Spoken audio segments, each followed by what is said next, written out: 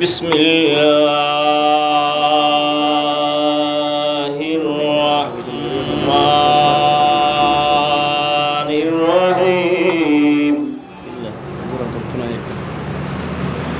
الحمد لله رب العالمين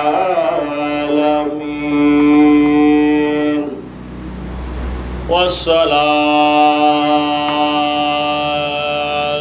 والسلام على سيد الأنبياء والمرسلين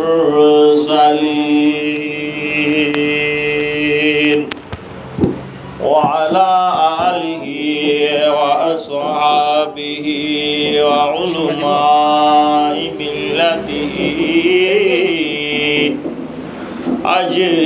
أجمعين.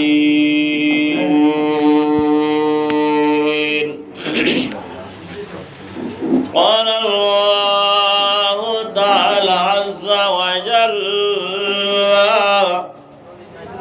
في شأن حبيبه ومعشوقه ومحبوبه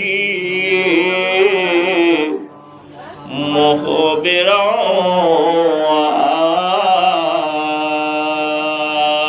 وآمرا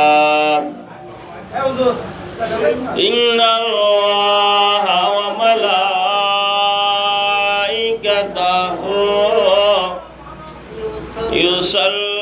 يصلون على النبي يا أيها الذين آمنوا صلوا عليه وسلموا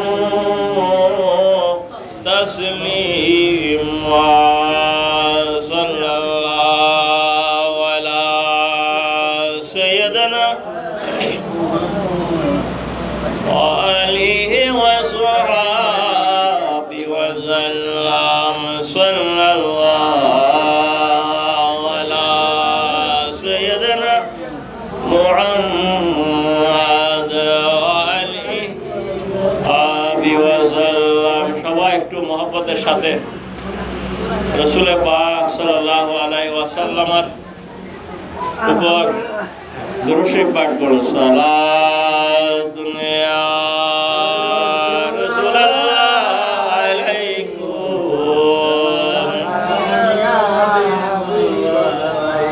সালাতুন ইয়া রাসূলুল্লাহ আলাইকুম,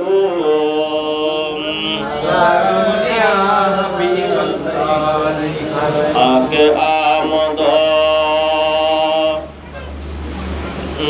فلك معراج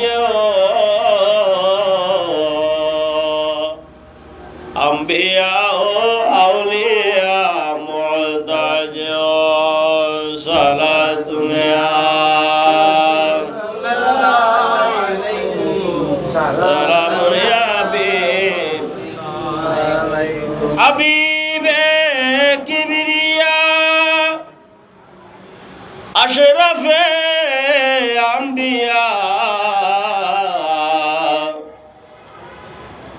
حبیب خدا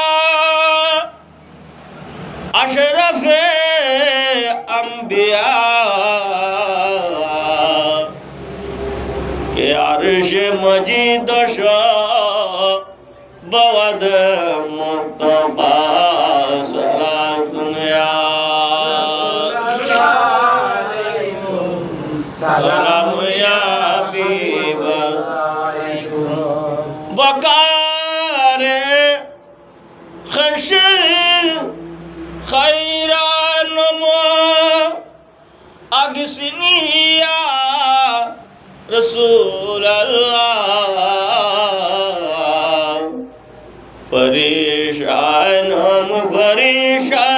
مو اگسنی یا رسول اللہ صلاۃ یا سلام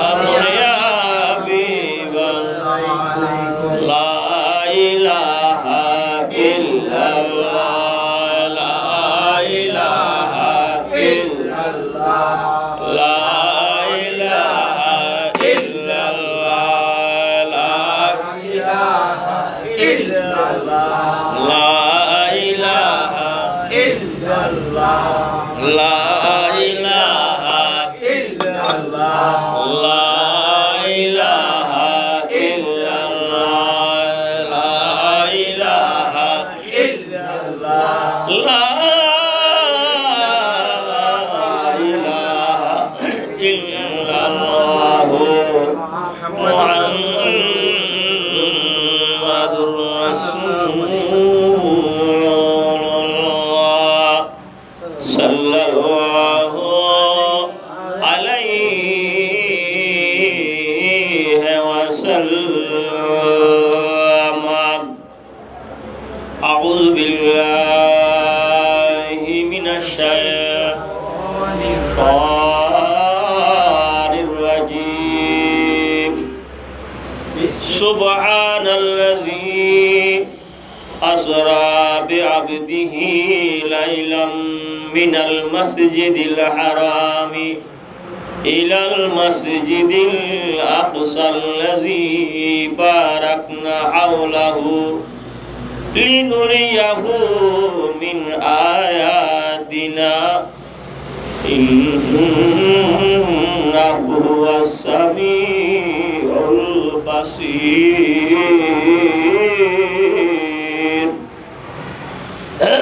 Sadaqallahul maulanal azim. An Jabirin radhiyallahu ta'ala anhu sami'a Rasulullah sallallahu alaihi wasallam yaqulu lamma kazzabani Quraisyun kuntu fil hajari fajallallahu li baital muqaddasi fatafiktu akhbiruhum an ayatihi wa la anzuru ilaihim muttafaqun alaih wa sadaqan nabiyyul wa habibul karim wa nahnu ala zalika minasyahidina wasyakirin walhamdulillahi rabbil alamin. Rabbi salli wa sallim wa barik alaihi. आसमां नूही पर सब नबी रह गए,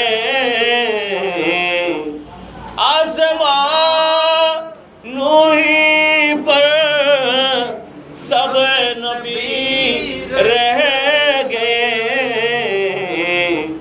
अर्शे आजम पे पहुंचा हमारा नबी सबसे आला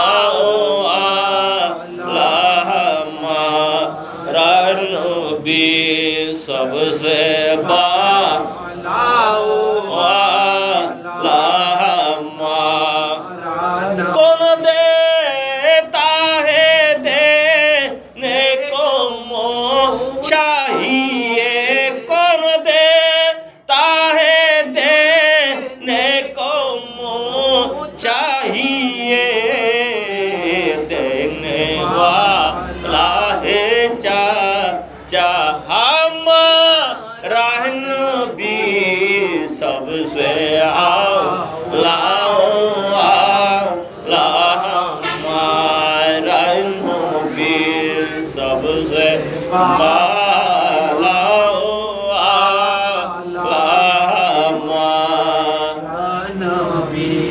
नहमदुहु व नुसल्ली व नुसल्लिमु अला हबीबिहिल करीम।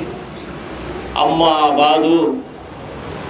पवित्र मेहराजुन नबी सल्लल्लाहु अलैहि वसल्लम उद्यापन उपलक्षे एवं हिंदुल वली आताउर रसूल गरीब नवाज खाजा मुइनुद्दीन चिश्ती आजमेरी संजारी রাহমাতুল্লাহ আলাইহির বার্ষিক উরসে পাক উদযাপন উপলক্ষে প্রতি বছরে নিয়ে এই বছরে আয়োজিত আজকের এই নুরানি ইমানি ইরফানি মাহফিলের শ্রদ্ধাভাজন সভাপতি সাহেব, বিশেষত মাগরিবের নামাজের পর থেকে তাকরির পেশ করেছেন খাদেম বাড়ি জামে মসজিদের সম্মানিত খতিবে মুকাররম আমার স্নেহ ছোট ভাই মৌলানা মোহাম্মদ মুসলিম উদ্দিন নবী সাহেব, উপস্থিত সম্মানিত মুরিব্বাইনে কেরাম, দিনদার ইমানদার ওলি প্রেমিক নবী প্রেমিক আমার ছোট বড় মুসলমান ভাইয়েরা, ফরদানশীন আমার মুসলমান বোনেরা,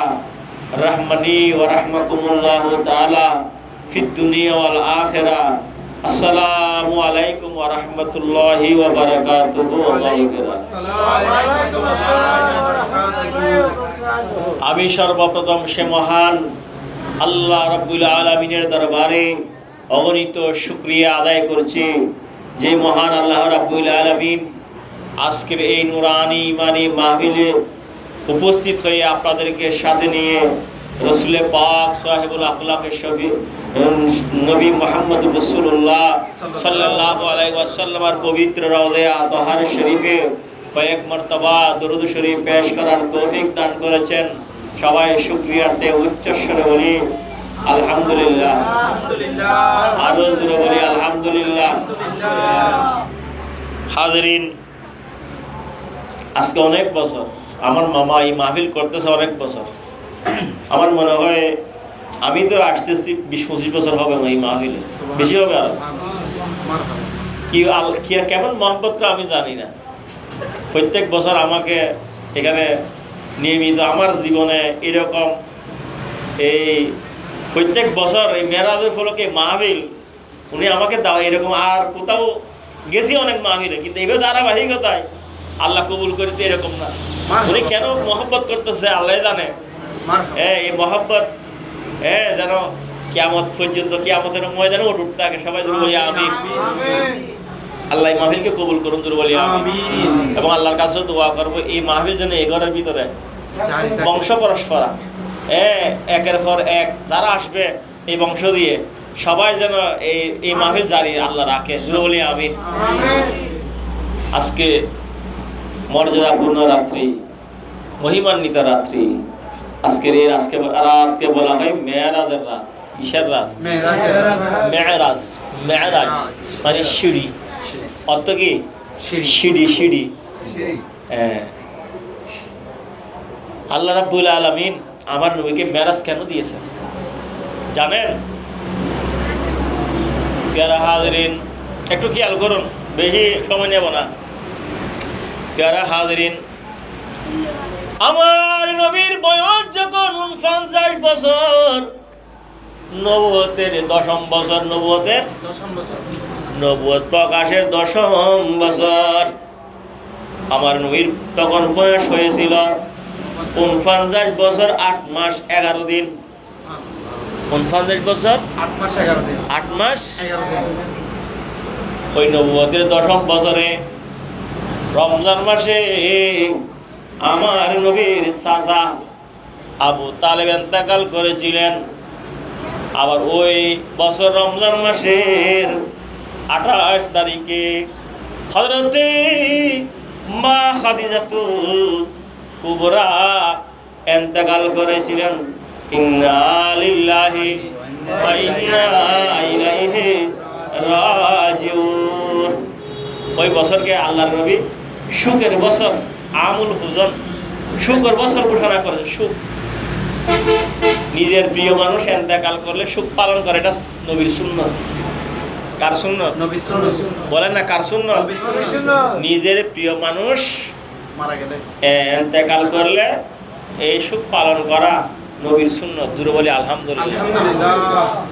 ওই 10ম বছরকে আমার নবী সুখের বছর ঘোষণা করেছেন। মা খাদিজাতুল কুবরা রাদিয়াল্লাহু তাআলা ইন্তেকাল করলেন। আবু তালেবও ইন্তেকাল করলেন। আবু তালেব আমার নবীকে পাহারা দিতেন। আবু জেহেল, আবু লাহাব, মক্কার কাফেররা যেন আক্রমণ করতে না পারে, আমার নবীর উপর যেন অত্যাচার করতে না পারে। কে হলো অত্যাচার করতে আসলে আবু তালেব বাধা দিত। আবু তালেবের এই ক্ষমতা ছিল, সবাই মানত। হ্যাঁ, ক্ষমতাশীল ব্যক্তি আছে না আমাদের সমাজে এরকম, চূড়ান্তলে এক ডাক দিলে সবাই একে মানবে, এরকম আছে না নাই? ঠিক তৎকালীন সময়ে আবু তালেবের এই ধরনের ক্ষমতা ছিল। যেহেতু আমার নবীর দাদাজান আব্দুল মুত্তালিব ইন্তেকাল করার সময় আবু তালেবকে বলেছিল, আমার এই নাতিকে তুমি দেখিও। সুবহানাল্লাহ। তখন তো নবুয়ত প্রকাশ হয় নাই, হয়েছে? আমার নবীকে সবাই আলামিন ডাকতো, আবু জেহেল আলামিন ডাকতো, আবু লাহাব আওয়াল আমিন ডাকতো, মক্কার কাফেররা সবাই আমার নবীকে আলামিন ডাকতো। কিন্তু যে সময় নবুয়ত প্রকাশ হলো, 40 বছর বয়সে যখন বলতে লাগলেন, আমার আল্লাহ বলতে লাগলেন, হে আমার নবী, আপনি দ্বীন প্রচার করুন, তাওহীদ প্রচার করুন, রিসালাত প্রচার করুন, ইসলাম প্রচার করুন। আমার নবী প্রচার করতে লাগলেন, লা ইলাহা ইল্লাল্লাহু মুহাম্মাদুর রাসূলুল্লাহ, এই কালিমার দাওয়াত দিতে লাগলেন। যখন যেই মাত্র এই কালিমার দাওয়াত দিতে লাগলেন, তখন আবু জেহেল, আবু লাহাব লড়ে ছড়ে বসলো। আমরা লাত, উজ্জা, মানাতের উপাসনা করতেছি, এ মুহাম্মদ সাল্লাল্লাহু আলাইহি ওয়াসাল্লাম আপনি হঠাৎ করে কোন ধরনের কালেমা বলতেছেন, কোন ধর্মের কথা বলতেছেন? সালাতুন ইয়া রাসূলুল্লাহ আলাইকুম সালামুন ইয়া হাবিবাল্লাহ আকে আমদ নফলক মেরাজ আম্বিয়া আউলিয়া মুতাজ সালাতুন ইয়া রাসূলুল্লাহ সালামুন ইয়া হাবিবাল্লাহ আলাইকুম। আমার নবীর বিরোধিতা শুরু করে দিল, আমার নবীর সাথে শত্রুতা শুরু করে দিল। যেই মাত্র কালিমার দাওয়াত দিতে লাগলেন, লা ইলাহা ইল্লাল্লাহ, আল্লাহ ছাড়া কোনো ইলাহ নাই, মুহাম্মাদুর রাসূলুল্লাহ, মুহাম্মদ সাল্লাল্লাহু আলাইহি ওয়াসাল্লাম আল্লাহর রাসূল।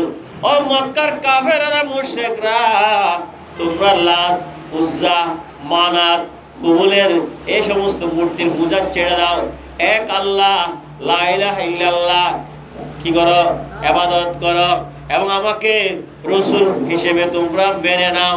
এই দাওয়াত যখন দিতে লাগলেন, এখন এরা আল আমিন আর বলে না, জোরে জোরে বলি নাউযুবিল্লাহ।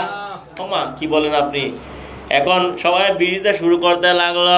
বিরোধিতা সর্বপ্রথম আমার নবী দাওয়াত দিলেন মা খাদিজাতুল কুবরা রাদিয়াল্লাহু তাআলা আনহাকে। দাওয়াত দেওয়ার সাথে সাথে তো সর্বপ্রথম মহিলাদের ভিতরে যিনি দাওয়াত কবুল করে, ইসলাম কবুল করেছেন, তিনি হলেন মা খাদিজাতুল কুবরা রাদিয়াল্লাহু তাআলা আনহা। মা খাদিজাতুল কুবরা রাদিয়াল্লাহু তাআলা আনহা আমার নবীর সাহস যোগাতেন, সব সময় সাহস যোগাতেন, ধন দিয়ে, সম্পদ দিয়ে, ব্যবসা দিয়ে। আমার নবী পেরেশানি বোধ করলে মা খাদিজাতুল কুবরা সাহস দিতেন। জোরে বলে সুবহানাল্লাহ। কাফেররা অত্যাচার করলে, অত্যাচার করতে চাইলে আবু তালেব বাধা প্রদান করত। আবু তালেবের কারণে আবু জেহেলরা, আবু লাহাবরা আমার নবীর উপর অত্যাচার করতে পারত না। যে মুহূর্তে, যে বছর খাদিজাতুল কুবরা ইন্তেকাল করলেন, আবু তালেব ইন্তেকাল করলেন, এখন সমস্ত বাধা সরে গেল। কাফেররাই শুরু আমার নবীর উপর অত্যাচারের মাত্রা বৃদ্ধি করে ফেলল। জোরে বলি নাউযুবিল্লাহ। খুব পেরেশান, মক্কায় থাকতে পারছে না, ইসলাম গ্রহণ কেউ করতেছে না। এমন অবস্থায় আমার নবীর পালক পুত্র হযরত যায়েদ ইবনে হারেসা, নাম কি? যায়েদ ইবনে হারেসা। ওই যায়েদ ইবনে হারেসাকে নিয়ে আমার নবী তাইফের ময়দানে চলে গেলেন। তাইফ যেহেতু আমার নবীর দুধ মাতা হযরতে হালিমাতুস সাদিয়া রাদিয়াল্লাহু তাআলা আনহার বাড়ি। আমার নবী মনে করলেন মক্কার মানুষেরা তো শুনতেছে না, আমার দাওয়াত কবুল করতেছে না, আমার উপর অত্যাচার করতেছে, বরং এই অবস্থায় আমি মনে করি তায়েফে গিয়ে যদি আমি দাওয়াত দিই, হয়তো তারা আমার দাওয়াত শুনবে, আমার দাওয়াত কবুল করবে।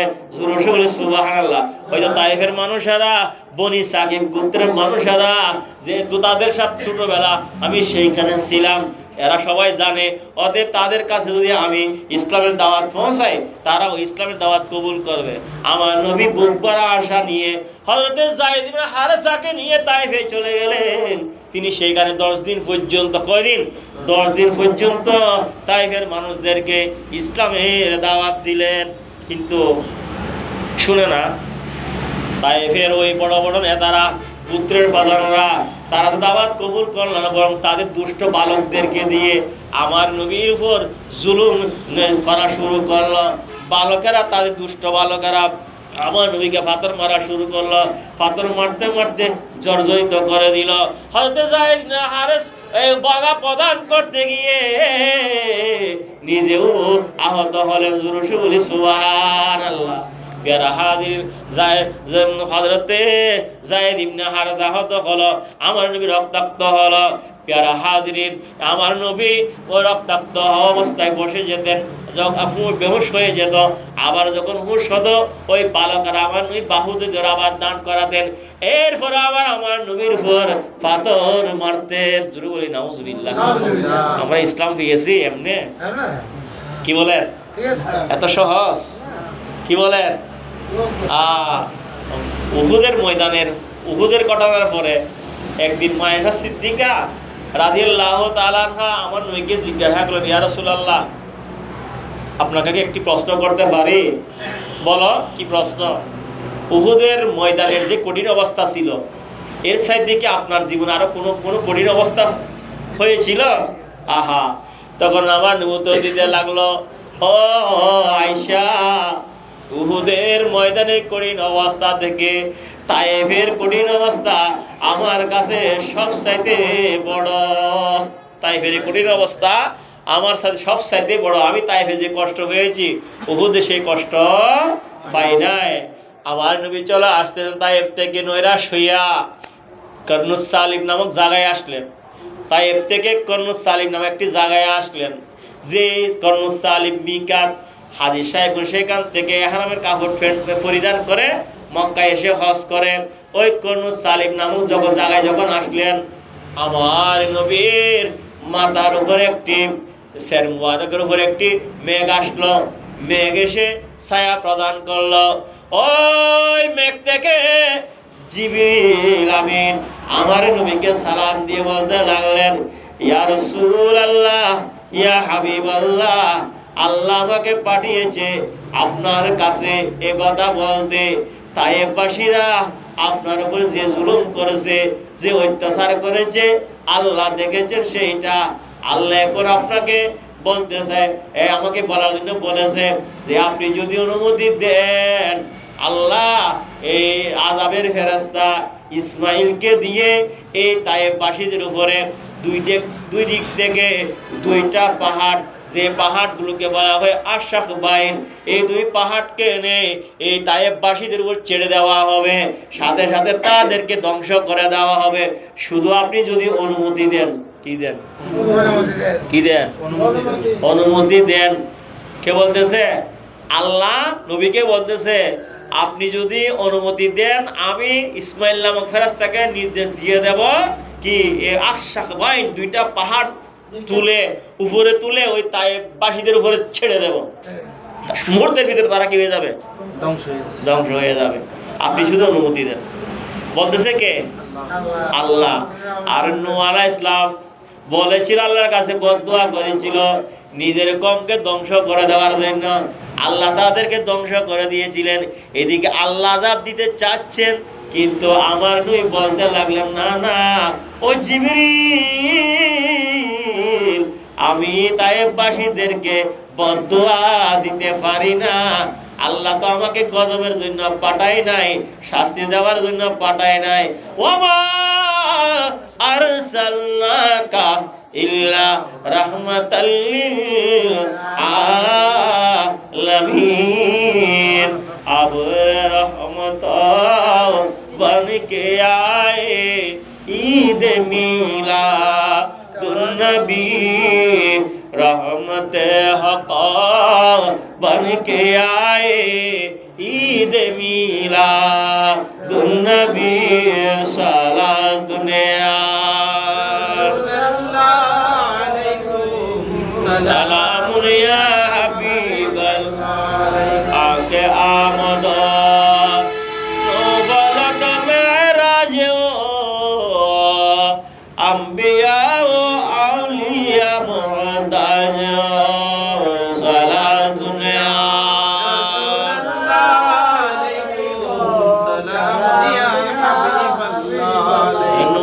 বদদোয়া করেছিল, আল্লাহ সেই বদদোয়া কবুল করেছে। মুহূর্তের ভিতরে মহাপ্লাবন দিয়ে নূহ ইসলামের কওমদেরকে আল্লাহ কি করে দিয়েছেন।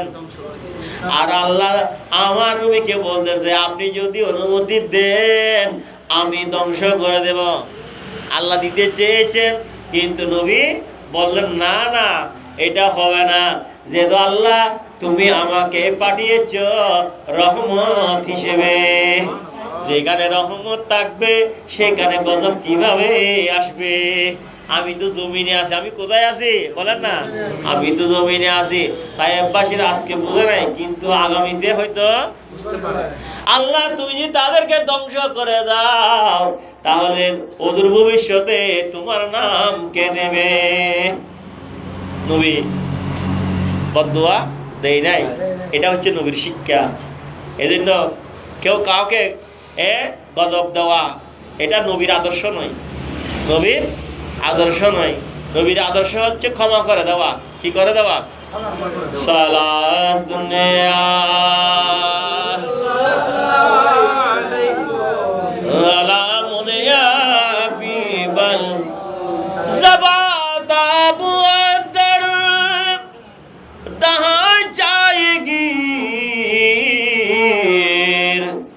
सनाए मोहम्मद मुअद्दिल वज़ीर सलात दुनिया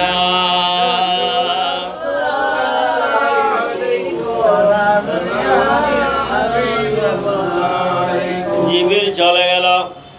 আমার নবী এখান থেকে চলতে লাগলেন। আর কিছু দূর আসার পরে দেখলেন একটি আঙ্গুরের বাগান। ওই আঙ্গুরের বাগানের মালিক ছিল উতবা সাইবা নামক দুই যুবক। আমার নবী রক্তাক্ত অবস্থায় ওই আঙ্গুরের বাগানে প্রবেশ করলেন। সেখানে কিছুক্ষণের জন্য বিশ্রাম নিলেন। বিশ্রাম নেওয়ার পরে ওই উতবা সাইবা আমার নবীর অবস্থা দেখে তাদের বাগানের খাদেম আদ্দাসকে দিয়ে কিছু আঙ্গুর আমার নবীর জন্য পাঠালেন। আমার নবীকে বললেন আপনি এই আঙ্গুর থেকে কিছু আঙ্গুর গ্রহণ করুন, যেহেতু আপনি পেরেশানি আপনি রক্তাক্ত অবস্থায় আপনি হয়রান হয়ে গেছেন, আপনি একটু এখানে আরাম করুন এবং এই আঙ্গুর থেকে কিছু আঙ্গুর আপনি গ্রহণ করুন। আমার নবী বিসমিল্লাহ বলে ওই আদ্দাসের দেওয়া উতবা সাহেবের পক্ষ থেকে দেওয়া ওই আঙ্গুর গ্রহণ করতে লাগলেন। বিসমিল্লাহ বললেন, গ্রহণ করার সময় বিসমিল্লাহ বললেন। বিসমিল্লাহ বলতে দেখে আদ্দাস নামক ওই খাদেম আশ্চর্য হয়ে গেল। হ্যাঁ মনে হয়নি তো কোনো সাধারণ মানুষ নয়, এই বিসমিল্লাহ নবীরা সারা তো আর কেউ বলতে শুনি নাই। জুড়ে বলি সুবহানাল্লাহ। ইনি আল্লাহর কোনো নবী হয়তো আখির জামানার শেষ নবী হবেন, তিনি কেন বিসমিল্লাহ বললেন? আমার নবী আদ্দাসকে জিজ্ঞাসা করলেন আদ্দাস তোমার বাড়ি কোথায়?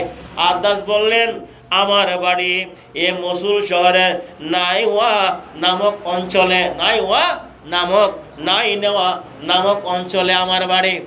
আমার আদ্দাস যখন এই কথা বলল আমার নবী বলতে লাগল আমার ভাই ইউনূস নবীর দেশের মানুষ নাকি তুমি? ইউনূস নবীর মসুল শহরে আল্লাহ হযরতে ইউনূস আলাইহিস সালামকে পাঠিয়েছিলেন। তখন এই আদ্দাস বলতে লাগল হ্যাঁ আপনি ইউনূস নবীকে কেমনে চিনেন? ইউনূস নবী তো অনেক আগে এসেছিল, আপনি ইউনূস নবীকে কেমনে চিনেন?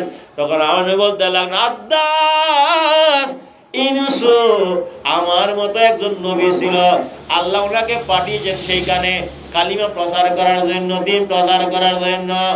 আর দেরি করলেন না, সাথে সাথে বলতে লাগলেন, হে ইয়া রাসূল আল্লাহ, নিচে আপনি আখিরি জামানার নবী, আপনি আমাকে পড়িয়ে দিন লা ইলাহা ইল্লাল্লাহ, লা ইলাহা ইল্লাল্লাহ, লা ইলাহা ইল্লাল্লাহ, লা ইলাহা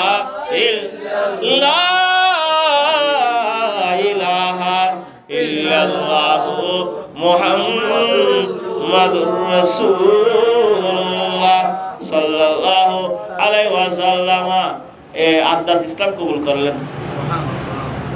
এখন সেইখান থেকে আমার নবী চলতে লাগলেন, আস্তে আস্তে আস্তে আস্তে মক্কার অদূরে নাখলা নামক একটা জায়গা আছে, ওই জায়গায় আসলেন, ওই জায়গায় রাত যাপন করলেন। রাত্রে বেলায় আমার নবী ওই নাখলা নামক জায়গায় অবস্থান করতে লাগলেন। ওই নাখলা নামক জায়গায় রাত্রি বেলায় আমার নবী তাহাজ্জুদের নামাজ পড়তেছে, তাহাজ্জুদের নামাজ পড়তেছে। তাহাজ্জুদের নামাজ পড়ার সময় কোরআনুল কারীম তেলাওয়াত করতেছে।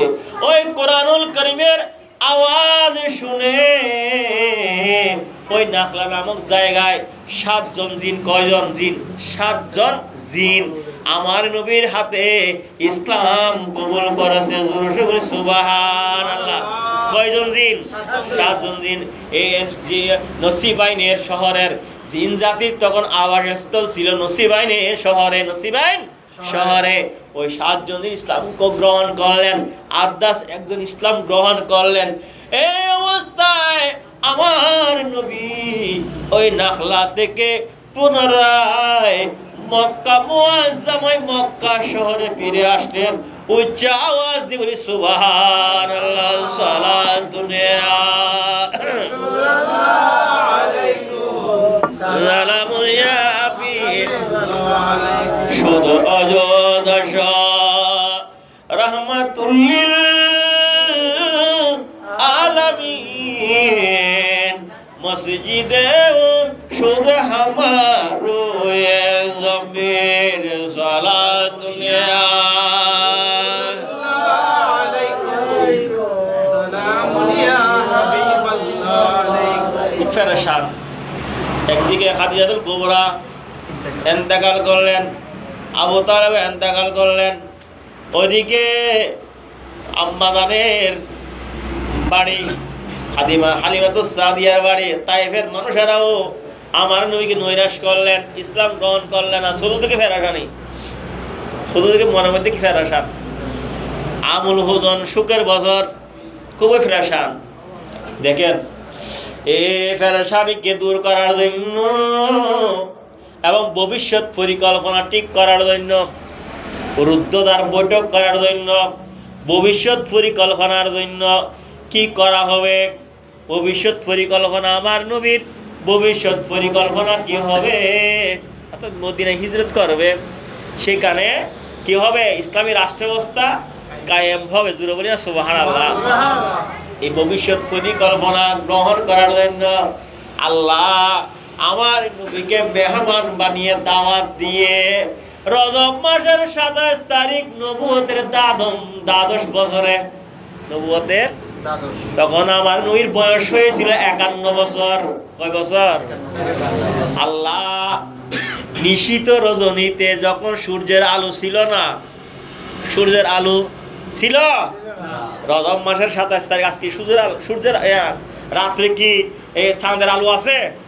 আছে নাকি? আজকে চাঁদের আলো নাই, সূর্যের আলো নাই।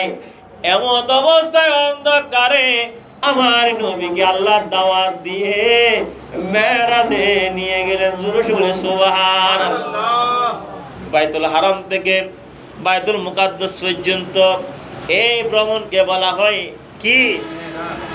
না না, আসরা বা ইসরা, যেটা আল্লাহ বলতেছেন সুবহানাল্লাযী আসরা বিআবদিহি লাইলাম মিনাল মাসজিদিল হারামি ইলাল মাসজিদিল আকসা। জোরে জোরে সুবহানাল্লাহ। এই আসরা হলো বাইতুল হারাম থেকে মক্কায়ে মুআজ্জামা থেকে বাইতুল মুকাদ্দাস পর্যন্ত এই ভ্রমণকে বলা হয় ইসরা। আর বাইতুল মুকাদ্দাসের পর থেকে একেবারে সিদরাতুল মুনতাহা পর্যন্ত এই ভ্রমণকে বলা হয় মেরাজ। মেরাজ। এবং সিদরাতুল মুনতাহার পরে আরশ, কুরসি, লৌহ, কলম, লাম ওয়াকান পর্যন্ত এই ভ্রমণকে বলা হয় ইরাজ। জোরে বলি সুবহানাল্লাহ। তিন ঘটনাকে মিলে, তিনটা ভ্রমণকে মিলে বলা হয় মেরাজ। জোরে বলি সুবহানাল্লাহ। সুবহান শব্দটা ব্যবহার করেছেন আল্লাহ। সুবহান, সুবহান মানে পরম পূত পবিত্রতা, পবিত্র সত্তা তিনি, পরম পূত পবিত্র সত্তা তিনি, যিনি সমস্ত অক্ষমতা থেকে মুক্ত তিনি, যিনি তার খাস বান্দাকে, স্বীয় বান্দাকে, আপন বান্দাকে রাতের কিছু অংশে সালাত দুনিয়া সালামুন ইয়া হাবিব আকে আমদ নফলক মেরাজ अंबिया व औलिया मुहताज सालात दुनिया।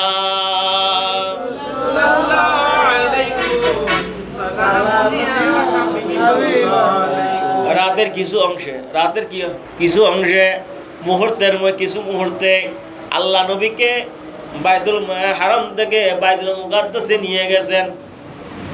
মেরাজের শুরুতে দুইটা স্থানের কথা উল্লেখ করেছেন, একটা হলো বাইতুল মুকাদ্দাস আর একটা কি বাইতুল হারাম। দুটোটা জায়গা প্রসিদ্ধ জমিনে, অনেক মানুষ সেখানে গিয়েছেন, ঠিক কিনা বলেন? অনেক মানুষ, আমাদের ভিতরে আমরা অন্তপক্ষে কি বাইতুল মুকাদ্দাস যাইতে না পারলেও কোথায় গেছি এখন? আল্লাহর রহমতে বাইতুল হারামতে গেছি, মক্কা শরীফে গেছি, অনেকে আছে না এখানে গেছে, হাজার হাজার যাচ্ছে। দুইটা প্রসিদ্ধ স্থান। আর বাইতুল মুকাদ্দাস থেকে বাইতুল হারাম মাঝখানে প্রায় ১,৫০০ কিলোমিটার, ১,৫০০ মাইল ব্যবধান। ওই যুগে কোনো প্লেন ছিল না, রেলগাড়ি ছিল না, উন্নত মানের যানবাহন ছিল না। একটা মানুষ উটের উপর সাওয়ার হইয়া রাত্রে বাইতুল মুকাদ্দাসে যাওয়া, আবার সেখান থেকে কিছু অংশ আবার মক্কায় চলে আসা কোনো মানুষের পক্ষে সম্ভব নয়। সম্ভব? বলে না সম্ভব? সম্ভব না। কিন্তু আল্লাহ যদি চায় করাতে পারে কিনা? এটা কার ক্ষমতায় গিয়েছে? কার ক্ষমতায়? হ্যাঁ, দেখেন, কারণ আমার আল্লাহ জানেন, আল্লাহ আলিমুল গায়ব, আল্লাহ ভবিষ্যতে কেউ জানেন না। এই জন্য আমার আল্লাহ আমার নবীর মেরাজের কথা বলতে গিয়ে সর্বপ্রথম জমিনের দুইটা প্রসিদ্ধ স্থানের কথা বলেছেন। তা হলো মেরাজ শরীফে যখন আসলো, সকালবেলা আবু জেহেল, আবু লাহাব, মক্কার কাফেরেরা সবাই খানায় কাবার উঠানে একত্রিত হয়ে গেল। মাতাফের মধ্যে ডাকলেন, আসেন আপনি মুহাম্মদ ইসলাম, একটু খেয়াল করুন, কথা বেশিক্ষণ বলবো না, আপনি আসেন, আপনাকে কিছু প্রশ্ন করবো আমরা। বলে না সুবহানাল্লাহ। কিছু কি করব?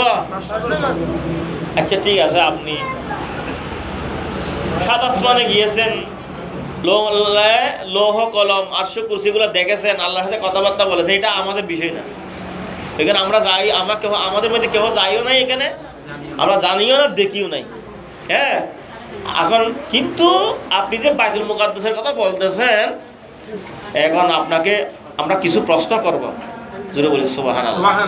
আপনি রাতের ভিতরে মক্কা থেকে ওই ফিলিস্তিন গিয়েছেন, বাইতুল মুকাদ্দাসে গেছেন, এটা প্রমাণ দিতে হবে।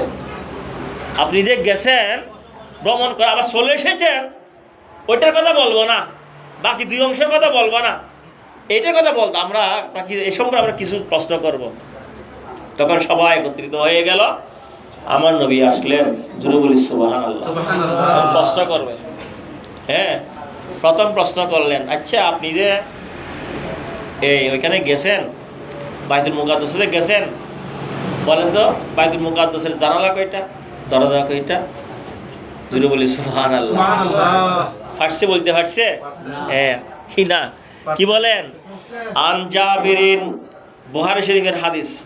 আন জাবিরিন, বুখারী এবং মুসলিম উভয় মুত্তাফাকুন আলাইহি, উভয় কিতাবে, সহিহ মুসলিম শরীফে এবং সহিহ বুখারী শরীফ, উভয় হাদিস গ্রন্থের ভিতরে এই হাদিস কানা। আন জাবিরিন রাদিয়াল্লাহু তাআলা আনহু আন্নাহু সামিআ রাসূলুল্লাহ সাল্লাল্লাহু আলাইহি ওয়াসাল্লাম, আল্লাহর নবীর জলিল কদর সাহাবা, মদিনার 6 নম্বর সাহাবা, নম্বর কত? 6 নম্বর জলিল কদর সাহাবা হযরত জাবের ইবনে আব্দুল্লাহ রাদিয়াল্লাহু তাআলা আনহু, তিনি বর্ণনা দিচ্ছেন যে তিনি শুনেছেন রাসূল সাল্লাল্লাহু আলাইহি ওয়াসাল্লামকে বলতে, কি বলেছেন?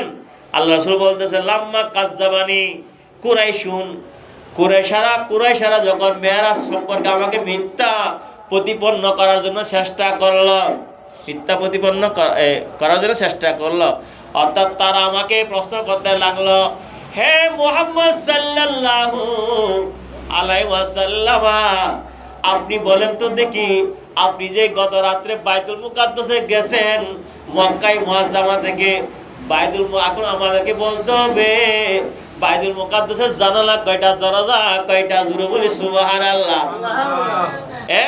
এরা কাফেররা প্রশ্ন করতে লাগলেন আমার নবীকে বাইতুল মুকাদ্দাস সম্পর্কে। আমার নবী বলতেছেন, কুমতু ফিল হাজরি, আমি ওই অবস্থায় হাজার নামক স্থানে, অর্থাৎ খানায়ে কাবার 60টা কোণ, কয়টা কোণ? 60টা কোণের দক্ষিণ পূর্ব কোণে মাকামে হাজার দক্ষিণ পূর্ব কোণে ওই জায়গায় হাজার আসওয়াদ নামক পাথরটা লাগানো আছে, ওই জায়গায় আমি দণ্ডায়মান হলাম। জোরে বলি সুবহানাল্লাহ। দণ্ডায়মান অবস্থায় কাফেররা, আবু জেহেলরা, আবু লাহাবরা আমি নবীকে প্রশ্ন করতে লাগলো, বলেন তো দেখি বাইতুল মুকাদ্দাসের জানালা কয়টা, দরজা কয়টা? যদি বলতে না পারেন আপনার দাবি মিথ্যা হবে, আপনি মিথ্যা নবীর দাবিদার। জোরে বলি নাউজুবিল্লাহ। আপনি মিথ্যা বলেন, অথচ এতদিন পর্যন্ত যে কাফেররা আমার নবীকে আলামিন বলেছিল, আবার ওই কাফেররা লা ইলাহা ইল্লাল্লাহ দাওয়াত দেওয়ার পরে, মুহাম্মদ রাসূলুল্লাহ দাওয়াত দেওয়ার পরে, এক কালিমার দাওয়াত দেওয়ার পরে, তাওহীদের দাওয়াত দেওয়ার পরে, রিসালাতের দাওয়াত দেওয়ার পরে এরা আমার নবীকে মিথ্যাবাদী প্রমাণ করার জন্য চেষ্টা করতে লাগলো।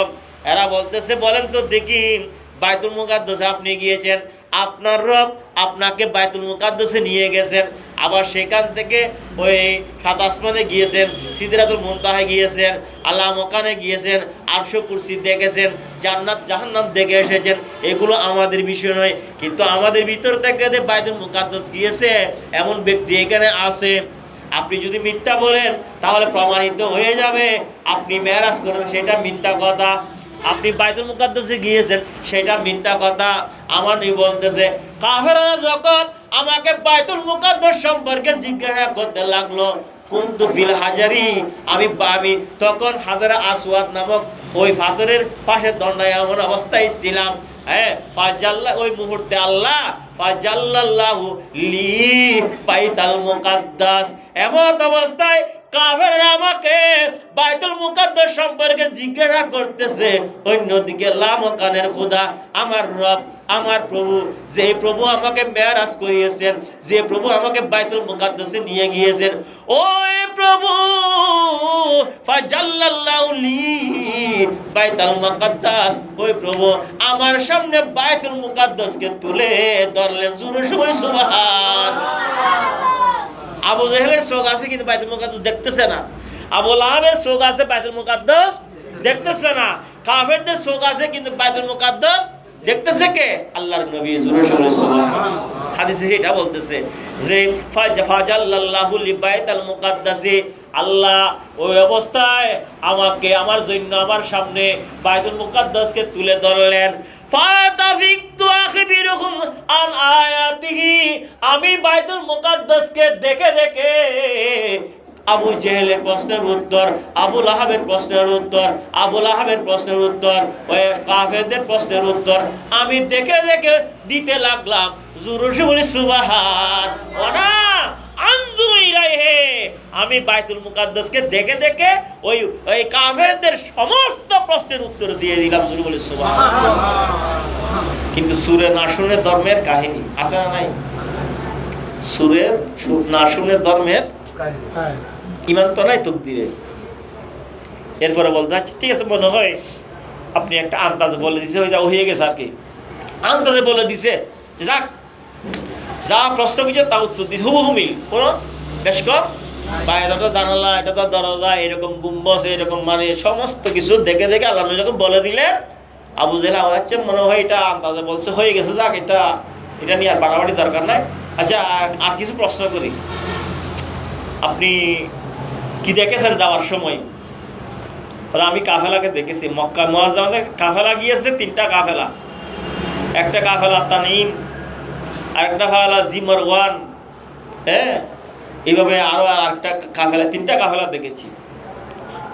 তানঈম নামক জায়গা যে কাফেলা দেখেছি, ওই কাফেলা আগামী বুধবার এরা মক্কা থেকে গিয়েছিল এখানে সিরিয়ায়, এরা আগামী বুধবার সূর্য ওঠার আগে আগে মক্কায় মুআজ্জামে প্রবেশ করবে। জোরে বলে সুবহানাল্লাহ। আবু জেহেল বলল ঠিক আছে, তো আমাদের থেকে তো কাফেলা ওই সিরিয়া গিয়েছে, 3টা কাফেলা, কত তো সত্য এটা। হ্যাঁ যদি আসতে, ঠিক উনি যে কথা বলেছে, যদি বুধবার আসবে বলছে সূর্য ওঠার আগে আগে, যদি না ওঠে না আসে ওই কাফেলা, তাহলে আমরা ধরে নেব আপনি মিথ্যা বলেছেন। আপনি দেখেন না কাফেলাকে, আপনি জান না এখানে দেখেন। এখন মেরাজ হয়েছে কি বারে? সোমবারে, মঙ্গলবার গেল বুধবারে ফজর আলু ফুটার সাথে সাথে আবু জেহেল আবু কুবাইস পাহাড়ের উপর আরো উঠলেন। আবু কুবাইস পাহাড় কেটে ফেলেছে, এখন নাই আবু কুবাইস পাহাড় আর কি, এখন নাই, এখন বাদশার প্রাসাদ। এখন যে আবু কুবাইস পাহাড়ের উপর উঠিয়া ইব্রাহিম আলাইহিস সালাম কি দিয়েছিল? দুনিয়ার মানুষদেরকে হজের জন্য ডাক দিয়েছিল, হজের জন্য ডাক। ওই আবু কুবাইস পাহাড় এখন নাই, তা কেটে ফেলেছে। হ্যাঁ আবু জেহেল আবু কুবাইস পাহাড়ের উপর উঠিয়া সবাইকে বলতেছে, শুধু দেখো মুহাম্মদ সাল্লাল্লাহু আলাইহি ওয়াসাল্লাম যে কাফেলার কথা বলেছে আজকে সকালে আসবে, সূর্যটার আগে আসবে, দেখো সূর্য ওঠার সময় হয়ে গেছে এখন। জোরে বলি সুবহানাল্লাহ। কই কাফেলা তো দেখা যাচ্ছে না। আমার নবীকে মিথ্যা প্রতিপন্ন করার জন্য আবু জেহেল উঠে পড়ে লেগেছে, মানে প্রমাণ দিক তো পারে নাই, ওইখানে প্রশ্ন করে পারে নাই বাইতুল মুকাদ্দাস সম্পর্কে। এখন এটা প্রমাণ, এটা মিথ্যা, এটা মানে যেন সবাই মিথ্যা মনে করে, সূর্য উঠে যাচ্ছে হয় কাফেলা। আল্লাহ সেদিন সূর্যকে স্টপ করে দিলেন, সূর্য উঠতে পারবি না যতক্ষণ পর্যন্ত আমার নবী যে কাফেলার কথা বলেছিল বুধবার সূর্যটার আগে আগে মক্কায় প্রবেশ করবে, ওই কাফেলা যতক্ষণ পর্যন্ত প্রবেশ করবে না মক্কায়, ও সূর্য ততক্ষণ পর্যন্ত তুমি উঠতে পারবে না। জোরে বলে সুবহান। আল্লাহ রাত্রিকে দীর্ঘায়িত করে দিলেন। দেখা যাচ্ছে সূর্য ওঠার আগে আগে ওই বুধবার যে কাফেলার কথা, যে কাফেলা মক্কা থেকে গিয়েছিল সিরিয়ায়, ওই কাফেলা সূর্য ওঠার আগে আগে মক্কায় মুআজ্জামে প্রবেশ করলো। জোরে বলে সুবহানাল্লাহ। দেখেন পারে নাই মিথ্যা প্রতিপন্ন করতে, এরপরেও এরা ঈমান আনে নাই। আবু জেহেলের তকদিরে আবু লাহাবের তকদিরে কি ছিল না? সিদ্দিক আকবরকে যাইয়া বলতেছে, এখন ফাইসে সিদ্দিক আকবর তো অন্ধভক্ত হবে। কি ভক্ত? আরে মানে নবীর এমন বিশ্বাস, বিদ্যুতের ভিতরে আবু বকর সিদ্দিক সর্বপ্রথম কি হয়েছে? ঈমান আনে নবীর সাথে সবসময়, আমার নবীর সাথী। হ্যাঁ আবু জেহেল দৌড়ে গিয়ে আর না পারে কি বলতে, ও আবু বকর শুনো একটা ঘটনা। কি ঘটনা? আপনি যে নবীর উপর ঈমান আনয়ন করেছেন, যে মুহাম্মদ সাল্লাল্লাহু আলাইহি ওয়াসাল্লামকে আপনি আখেরি নবী হিসেবে মেনে নিয়েছেন, উনি নাকি গত রাতে মেরাজ করেছে, এরকম বলল আর কি। তখন দেখেন সিদ্দিক আকবর, আমরা তো এখন কি যুক্তি তালাশ করি, মেরাজ কেমনে হয়েছে অনেকে আসে না নাই? অনেকে এরকম আসে না নাই? হ্যাঁ আল্লাহর নবীগণ কেমনে জীবিত, কেমনে জিন্দা, ওলিগণ কেমনে জিন্দা, শহীদগণ কেমনে জিন্দা, এরকম আমরা প্রশ্ন করি না? সিদ্দিক আকবর কি বললেন দেখেন, লাইন কালা লা সাদাকা, লাইন কালা লা সাদাকা। ও আবু জেহেল রে, যদি আমার নবী বলে মেরাজ করেছে, কোনো সন্দেহ নাই, লা সাদাকা, লা সাদাকা, অবশ্যই সত্য বলেছে। জুড়ে বলে সুবহানাল্লাহ। ওই দিন থেকে সিদ্দিক আকবর হয়েছে আর কি, সিদ্দিক, ওইখান থেকে আবু বকর সিদ্দিক আকবর। গোটা পৃথিবীতে আসমানের নিচে জমিনের উপরে একজন মাত্র সিদ্দিক আকবর, তিনি হলেন আফজালুন নাস বাদাল আম্বিয়ায়ে ও আবু বকর সিদ্দিক রাদিয়াল্লাহু আনহু। সবাই সিদ্দিক, অনেক সিদ্দিক আছে, কিন্তু সমস্ত সাহাবায়ে কেরামগণ সিদ্দিক, সমস্ত নবীগণ সিদ্দিক, কিন্তু সিদ্দিক আকবর তিনি হলেন নবী, তিনি হলেন হযরত আবু বকর সিদ্দিক, একজন মাত্র সিদ্দিক আকবর। সিদ্দিক আকবরের আওয়াজ শুনেছিল আমার নবী যখন ওই রফরম নামক বাহনের উপর আরোহণ করে আরশ মহল্লায় পৌঁছতেছিলেন, যাচ্ছিলেন মেরাজের রাত্রিতে, সেখানে সিদ্দিক আকবরের আওয়াজ শুনলেন, আমার নবীর অন্তরে শান্তি এসে গেল। সিদ্দিক আকবর কোথায়? জমিনে বলেন না, মক্কায়। কোথায়? আল্লাহ আমার নবীকে অন্তরে শান্তি দেওয়ার জন্য সেখানে সিদ্দিক আকবরের আওয়াজ সেখানে সৃষ্টি করলেন। জোরে বলে আলহামদুলিল্লাহ। দেখেন, এই জন্য আমার আল্লাহ জানেন মেরাজ এটা সশরীর হয়েছে, স্বপ্নে যুগ হয় নাই। স্বপ্নে আল্লাহকে আল্লাহর নবী কয়বার দেখেছে? 33 বার। কয়বার দেখেছে? 33 বার স্বপ্ন যুগে মেরাজ হয়েছিল আল্লাহর নবীর। আর একবার হয়েছে জাগ্রত অবস্থায় সশরীরে, এটা হচ্ছে রজব মাসের 27 তারিখ, আজকের এই রাত্রিতে। আজকে আল্লাহ বেআবদিহি বলেছেন। কি বলেছেন? বেআবদি। আব্দুন মানে বান্দা। বান্দা কাকে বলে? যার শরীর আছে, যার দেহ আছে, রূহ আছে, রূহ আর দেহ এক জায়গায় হলে তাকে কি বলে? আব্দুন বলে, বান্দা বলে। জোরে বলি সুবহানাল্লাহ। আচ্ছা, এখানে বুরাক আনছে না? যদি স্বপ্ন হতো মেরাজ, বুরাকের বাহনের কোনো প্রয়োজন ছিল নাকি? বাহনের কোনো প্রয়োজন ছিল না। হ্যাঁ, অতএব আমার নবীর মেরাজ স্বপ্নে হয় নাই, আমার নবীর মেরাজ সশরীরে হয়েছে, জাগ্রত অবস্থায় হয়েছে। জোরে বলি সুবহানাল্লাহ। সালাত দুনিয়া সালামুন ইয়া হাবিবাল্লাহ আতে আমদ নফলক মেরাজ আম্বিয়া আউলিয়া মুতাজ সালাত দুনিয়া আলাইকুম সালাম ইয়া হাবিবাল্লাহ আল্লাযী বারাকনা হাওলাহু। আমার নবীর মেরাজ এই সফরের সময়, সফরের চতুর্দিকে আল্লাহ ওই জায়গাগুলোতে আল্লাহ অসংখ্য অসংখ্য বরকত নাজিল করেছেন। জোরে বলি সুবহানাল্লাহ। নবী যখন মক্কায়ে মুআজ্জামা থেকে বাইতুল মুকাদ্দাসের দিকে যাচ্ছিলেন, ওই সময় ওই জায়গায় বারাকনা হাওলাহু, আল্লাহ বলতেছেন আমি চতুর্পাশে, ওই জায়গায় চতুর্পাশে আমি বরকত নাজিল করেছি। বরকত দুই ধরনের, একটা হলো জাহিরি বরকত, আর একটা হলো বাতিনি বরকত। জাহিরি বরকত হলো ওই ফিলিস্তিনের জমিনে কিছুর অভাব নাই, ফল ফুল, এইভাবে শাক সবজি, যত কিছু ফলমূলের কিছু অভাব ছিল না, পানির অভাব ছিল না, সব কিছু ছিল। এটা এক বরকত, এটা জাহিরি বরকত। বাতিনি বরকত হলো ওই ফিলিস্তিনের জমিনে আল্লাহর অসংখ্য অসংখ্য নবীদের মাজার শরীফ রয়েছে। দেখুন, মুসা নবীর মাজার ফিলিস্তিনে। কোথায়? বাইতুল মুকাদ্দাসের নিকটে। ইব্রাহিম আলাইহিস সালামের মাজারও হিব্রন শহর আছে না, এরা বন্ধ করে দিয়েছিল ইব্রাহিম নবীর মাজার। ওইখানে অনেক নবীদের মাজার সেইখানে। এজন্য এটা হচ্ছে নবীদের এই মাজারগুলো, এটা হচ্ছে বাতিনি বরকত। এজন্য তো ওই জায়গা নিয়ে তো যুদ্ধ, ওই ফিলিস্তিনের জমি, এটা নিয়ে তো কি যুদ্ধ, যুগের উপর যুদ্ধ চলতেছে শুধু। ওইটা আল্লাহ অনেক, ওইখানে আল্লাহ অনেক নিয়ামত দান করেছেন, জোরে বলি আলহামদুলিল্লাহ। তারপর আল্লাহ বলতেছে দেখুন, লিনুরিয়াহু মিন আয়াতিনা, কি জন্য মেরাজ দিয়েছে আমার নবীকে?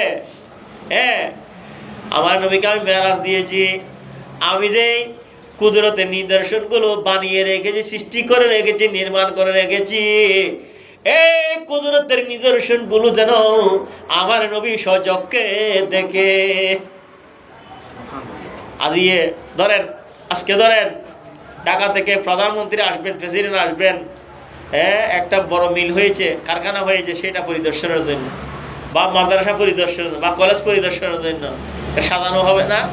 হ্যাঁ, ঠিক আল্লাহ অনুরূপভাবে আল্লাহ আমার নবীর পরিদর্শনের জন্য জান্নাত জাহান্নাম, জান্নাত আরশ কুরসি লৌহ কলম 7 আসমান সব কুদরতের নিদর্শনগুলোকে পরিদর্শন করার জন্য আল্লাহ আমার নবীকে মেরাজ দিয়েছেন, এবং অন্তর থেকে পেরেশানি দূর করার জন্য হ্যাঁ আল্লাহ রসুলকে সর্বপ্রথম সৃষ্টি করে বন্ধুকে বন্ধু দেখে মায়ার নজরে। আল্লাহ রসুলকে সর্বপ্রথম সৃষ্টি করে বন্ধুকে বন্ধু দেখে মায়ার নজরে। আল্লাহ রসুলকে মেরাজে নিয়ে বন্ধুকে বন্ধু দেখে মায়ার নজরে। বন্ধুর সামনে দরুদ পড়ে আল্লাহ এক জানা, বন্ধুর সামনে দরুদ পড়ে আল্লাহ এক জানা।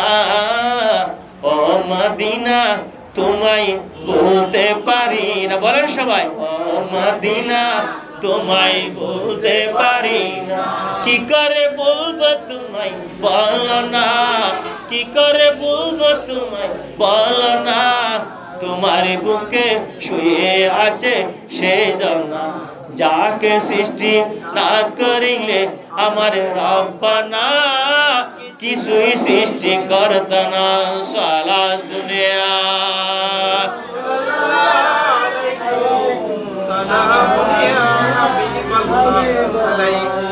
প্যারা হাজরিন, আহা জিবরিল আলাইহিস সালাম আমার নবীকে নিয়ে মক্কায় মুআজ্জামা থেকে, অনেক লম্বা ঘটনা, এগুলো বলতে বলতে সারা রাত চলে যাবে, শেষ হবে না ইনশাআল্লাহ, শেষ হবে না, সামান্য সামান্য বলতেছি। চলে গেলেন কোথায়? বাইতুল মুকাদ্দাসে। কোথায় চলে গেলেন? বাইতুল মুকাদ্দাসে। যে বাহনের, শেষ করে দেব, যে বাহনের উপর আমার নবী আরোহণ করেছিল, যে বাহনের উপর আরোহণ করে, এটার নাম কি? বুরাক বলে নাকি? বুরাক। বুরাকের আকৃতি ছিল অদ্ভুত ধরনের, শরীরের গায়ে গাদার চেয়ে উঁচু, বুরাক ছিল গাদার চেয়ে, খচ্চরের চেয়ে নিচু, মুখমণ্ডল ছিল মানুষের মতো, পা উটের ফাঁয়ের মতো ছিল, ফিটের কেশর ছিল গোড়ার মতো। বোরাক ছিল বেহেস্তের বাহন, বেহেস্ত থেকে এসেছে। জিবরিল কোত্থেকে এনেছে? বেহেস্ত থেকে এনেছে। যার দৃষ্টি, যার গতি, বোরাকের দৃষ্টি যতটুকু যায় ততটুকু, এক লাফে ততটুকু বোরাক যায়। জোরে বলি সুবহানাল্লাহ। জিবরিল আমিন, মিকাইল আলাইহিস সালাম, ইসরাফিল আলাইহিস সালাম সহ 70,000 ফেরেশতারা আমার নবীকে নিয়ে মুহূর্তের ভিতরে বাইতুল মুকাদ্দাসে চলে গেলেন। কোথায় চলে গেলেন? বাইতুল মুকাদ্দাসে চলে গেলেন। সেইখানে সমস্ত নবীগণ দণ্ডায়মান, মুক্তাদি आ चुके तो इमाम आ गया, मुक्तादी आ चुके तो इमाम आ गया। বাইতুল মুকাদ্দাসের মধ্যে সমস্ত নবীগণ, আবার আমার নবী যাওয়ার সময় কবরের মধ্যে মুসা নবীকে নামাজ পড়তে দেখেছেন, ইব্রাহিম আলাইহিস সালামকে দেখেছেন কবরের মধ্যে নামাজ পড়তে, আমার নবী ওই বাইতুল মুকাদ্দাসে যাওয়ার পরে দেখা যাচ্ছে ইব্রাহিম নবীও মুসা নবীও বাইতুল মুকাদ্দাসের প্রথম কাতারে জোরে বলে সুবহান। কোন কাতারে? কি বলেন? প্রথম কাতারে। মুসা নবী প্রথম কাতারে, ইব্রাহিম খলিলুল্লাহ প্রথম কাতারে, ঈসা রুহুল্লাহ প্রথম কাতারে। এভাবে 1,24,000 সমস্ত নবীগণ দাঁড়িয়ে রয়েছে। মুসা নবী বলতেছে আমরা তো সবাই দাঁড়িয়ে রইলাম। ইব্রাহিম বলতেছে হয়তো আমি ইমামতি করব আজকে। মুসা নবী বলতেছে আমি হয়তো করব। ঈসা বলতেছে আমি হয়তো করব। কিন্তু মশাল্লাই কেউ নাই, কেউ যেতে পারছে না।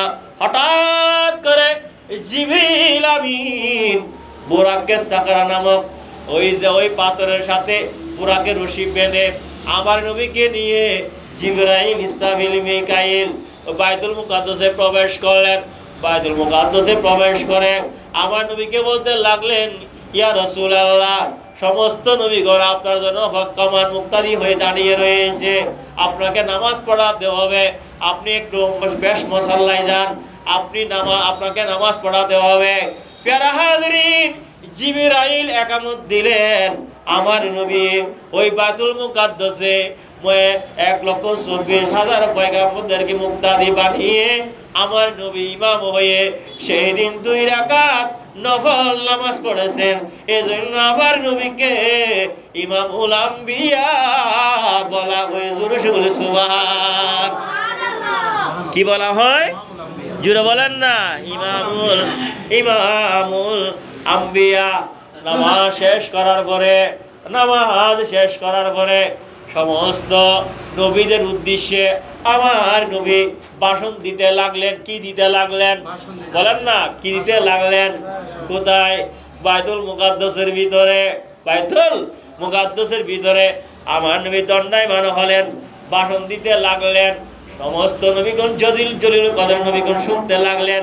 শ্রোতা ছিল আল্লাহর জমিনের উপরে 1 নম্বর নিয়ামত প্রাপ্ত বান্দারা মিনান নাবিয়্যিনা ওয়াস সিদ্দিকিনা ওয়াস শুহাদায়ে ওয়াস সালিহিন। মনে রাখবেন, আল্লাহর জমিনের উপরে আসমানের নিচে নবীগণ হলো প্রথম শ্রেণীর নিয়ামত প্রাপ্ত বান্দা। প্রথম শ্রেণীর ওই নবীগণ দাঁড়িয়ে রইলেন। ওই মুহূর্তে নবীগণ হলো শ্রোতা, আর বক্তা হলেন একজন, তিনি হলেন নবী মুহাম্মদুর রাসূলুল্লাহ ইমামুল আম্বিয়া। জোরে সুবহানাল্লাহ। ইব্রাহিম আলাইহিস সালাম শুনতে লাগলেন, মুসা আলাইহিস সালাম শুনতে লাগলেন ওই ভাষণ, ঈসা রুহুল্লাহ শুনতে লাগলেন। আমার নবী ভাষণ দিতে লাগলেন। সকল প্রশংসা বিশ্ব ব্রহ্মাণ্ডের প্রভুর কৃতজ্ঞতা প্রকাশ করছি। সে মহান সত্তার, যিনি আমাকে উভয় জগতের জন্য রাহমাতুল লিল আলামিন বানিয়ে পাঠিয়েছেন। উচ্চ আওয়াজ দিয়ে সুবহানাল্লাহ। সকল সৃষ্টির জন্য নবী করে আমাকে পাঠিয়েছেন, সারা দুনিয়ার জন্য বশীর নজির করে পাঠিয়েছেন।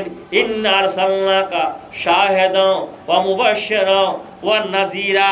আমাকে প্রদান করা হয়েছে কোরআনুল কারীম, যার মধ্যে রয়েছে তিবিয়ানান লিকুল্লি শাইইন, যার মধ্যে সকল কিছুর বর্ণনা রয়েছে। আমাকে কোরআন মজিদে আমার নাম রাখা হয়েছে মুহাম্মদ। মনে রাখবেন, কোরআনুল কারীমের 7 জায়গায়, কয় জায়গায়? 6 কয় জায়গায়? 6 জায়গায় আমার নবীর নাম রয়েছে। জোরে বলি আলহামদুলিল্লাহ। আমার নবী বলতেছে কোরআনুল কারীমে আমার নাম মুহাম্মদ সাল্লাল্লাহু আলাইহি ওয়াসাল্লাম। কোরআনুল কারীমের পূর্বে ইনজিল কিতাবে, যে ইনজিল কিতাব কাকে দেওয়া হয়েছিল? হযরতে ঈসা রুহুল্লাহ আলাইহিস সালামকে। ওই ইনজিল কিতাবে আমার নাম ছিল আহমদ। আমার নাম কি ছিল? আহমদ। আর এর পূর্ববর্তী আসমানি কিতাবগুলোর ভিতরে আমার নাম ছিল হামেদ। আর জাবুর কিতাবে আমার নাম হলো মাহমুদ। উচ্চ আওয়াজ দিয়ে বলে সুবহানাল্লাহ। আমার নবী দীর্ঘ বক্তব্য রাখলেন। বক্তব্য শেষ করার পরে মুসলমানদের জাতির পিতা সৈয়দানাকে ইব্রাহিম খলিলুল্লাহ আলাইহিস সালাম দণ্ডায়মান হলেন কিছু বলার জন্য, আর কি বলা নাই এরকম, হ্যাঁ বলার জন্য দণ্ডায়মান হলেন। তিনি বলতে লাগলেন, ও নবীগণ, মুহাম্মদ সাল্লাল্লাহু আলাইহি ওয়াসাল্লাম তিনি যে বক্তব্য প্রদান করেছেন এজন্য তো তিনি সৃষ্টির ভিতরে শ্রেষ্ঠ। आसमां नहीं पर सब नबी रह गए, अर्शे आजम पे पहुंचा हमारा नबी सबसे आला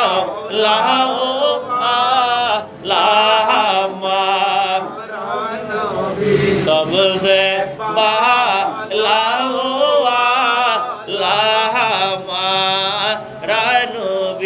প্রিয় হাজিরিন, সাত জায়গায় আল্লাহ আমার নবীকে সম্মাননা দেওয়ার ব্যবস্থা করেছেন। মেরাজের রাত্রিতে সর্বপ্রথম সম্মাননা কোথায় দেওয়া হয়েছে বলেন তো, একটু বলেন কোথায় দেওয়া হয়েছে? হেরম শরীফে। কোথায়? মক্কাতে। ওই সম্মাননা অনুষ্ঠানে ছিল জিবরাইল, মিকাইল, ইসরাফিল, সাথে 70,000 ফেরেশতা। দ্বিতীয় সম্মাননা আমার নবীকে দিয়েছিল কোথায়? বাইতুল মুকাদ্দাসের ভিতরে নবীদের পক্ষ থেকে। জোরে বলে সুবহানাল্লাহ। তৃতীয় সম্মাননা প্রথম আসমান, দ্বিতীয় আসমান, তৃতীয় আসমান, চতুর্থ আসমান, পঞ্চম আসমান, ষষ্ঠ আসমান, সপ্তম আসমান।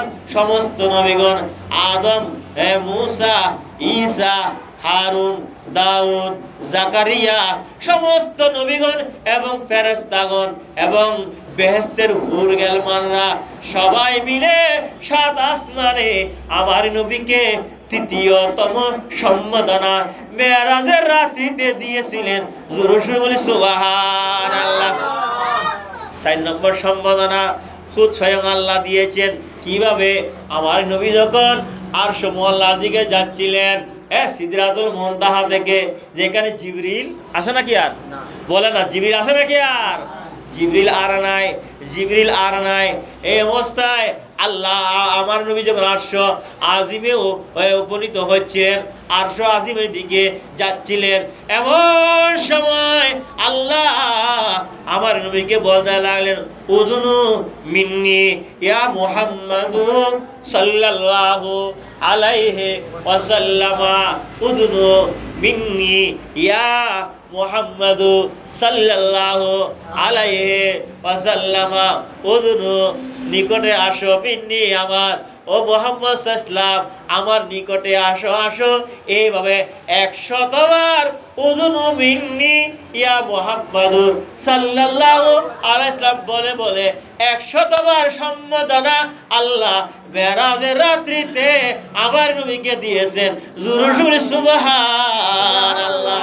এরকম সম্মাননা অন্য কোন নবীর পক্ষে জুটেনি। যেতে যেতে আরশ গেলেন। আরশমালায় দেখতে, আরশমালায় আল্লাহর নবী যখন উপনীত হলেন, আরশের মধ্যে একটা লেখা দেখলেন। সেটা কি? কাদ সাবাকাত রাহমাতি আলা গাযাবি, অর্থাৎ আমার রহমত আমার গজবের উপর প্রাধান্য বিস্তার করিয়াছে। আরশের মধ্যে লেখা, এটা আরশের মধ্যে লেখা, আল্লাহর আরশের মধ্যে লেখা ছিল, কাদ সাবাকাত রাহমাতি আলা গাযাবি, আমার রহমত আমার গজবের উপর প্রাধান্য বিস্তার করিয়াছে।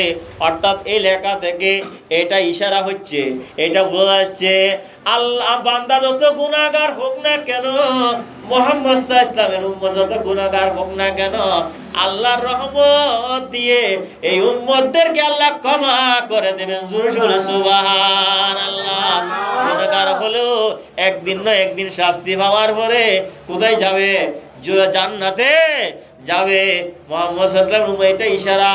আল্লাহর নবী ওই আরশকে প্রশ্ন করতে লাগলেন, মুর্দ আরশ, আমার রহমত তো আল্লাহ আমাকে ওমা আরসালনাকা ইল্লা রাহমাতাল লিল আলামিন। আল্লাহ আমাকে রহমত বানিয়ে রহমত হিসেবে প্রেরণ করেছেন। সবাই তো সৃষ্টির সকল তো কিছু না কিছু আমার রহমত পেয়েছে। ও আরশ তুমি কি রকম রহমত পেয়েছো, আমার রহমত তুমি পেয়েছো কিনা? তখন আরশ উত্তর দিতে লাগলো, ইয়া রাসূলুল্লাহ, ইয়া হাবিবাল্লাহ।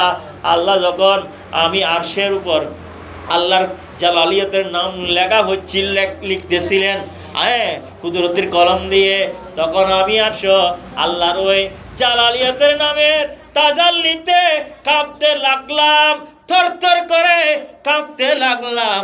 আর যেই মাত্র লা ইলাহা ইল্লাল্লাহ লেখার পরে যেই মাত্র মুহাম্মাদুর রাসূলুল্লাহ আপনার নাম লেখা হলো, ওই মুহূর্ত থেকে আমি আরশের কম্পন বন্ধ হয়ে গেল, আমি আরশ স্থির হয়ে গেলাম, শান্তি হয়ে গেলাম। জোরে বলে সুবহানাল্লাহ। আরশ পে তাজা চিড় চড়ো, फर्श पे तुरफा दूमदाम, काने जिदर लगाइए, बोलें काने जिदर लगाइए, तेरी दास्तान है, सल्ले अला रसूलना, सल्ले हबीबना, सल्ले अला मुहम्मदीन, सल्ले अला रसूलना, सल्ले अला हबीबना, सल्ले अला मुहम्मदीन। खफना रखे रजा